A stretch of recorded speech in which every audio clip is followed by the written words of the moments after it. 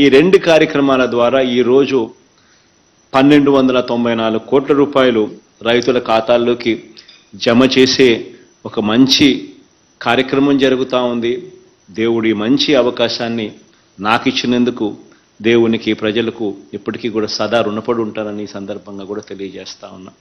ఇన్ని లక్షల మంది రైతన్నలకు మంచి చేసే కార్యక్రమం జరుగుతూ ఉంది.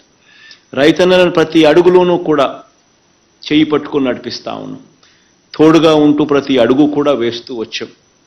నవరత్నాల్లోని ప్రతి పథకం దాదాపుగా రైతన్నలకు అందరికీ కూడా ఇవి ప్రతి పేద రైతన్న కుటుంబానికి కూడా ఇవన్నీ కూడా అందుబాటులో ఉంచడం కూడా జరిగింది.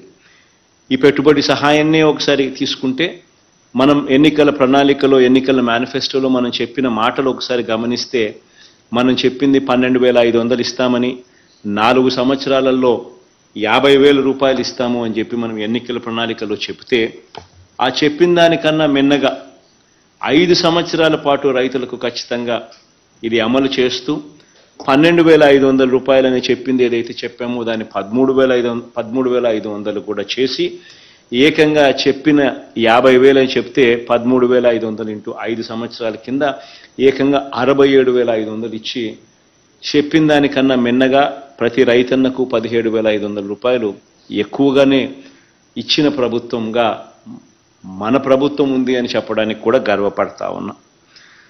రైతు కష్టం తెలిసిన ప్రభుత్వంగా ఈ 5 సంవత్సరాలలో ప్రతి అడుగు కూడా రైతన్నలకు మంచి చేసే విధంగా, రైతన్నల పెట్టుబడి ఖర్చు తగ్గించే విధంగా, రైతన్నలకు తోడుగా నిలబడే కార్యక్రమం దిశగా అడుగులు వేశాం. దాదాపుగా 19 లక్షల మంది రైతన్నలు వారందరికీ కూడా మంచి జరిగిస్తూ 9 గంటల పాటు పగటి పూటే నాణ్యమైన కరెంట్ ఇచ్చే కార్యక్రమం కూడా జరుగుతూ ఉన్నది కూడా ఈ 57 నెలల కాలంలోనే.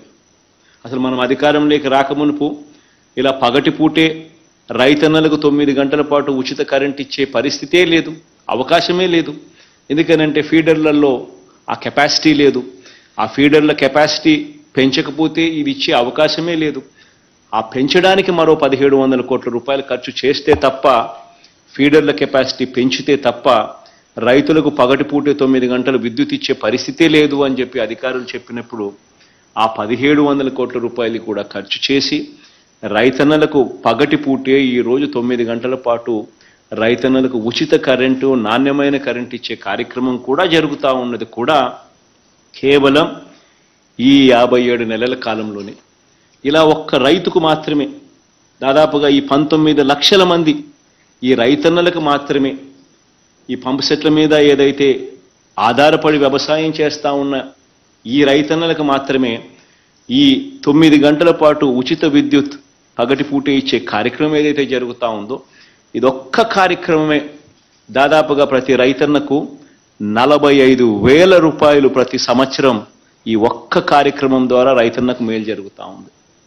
ఈ ఒక్క కార్యక్రమం ద్వారా పగటిపూట 9 గంటల పాటు ఈ రైతన్నకు వచ్చే ఉచిత విద్యుత్ కార్యక్రమం ద్వారా సంవత్సరానికి దాదాపుగా 9,000 కోట్ల రూపాయలు ఖర్చు చేస్తూ ప్రతి రైతన్నకు కూడా మంచి చేసే కార్యక్రమం జరుగుతూ ఉంది.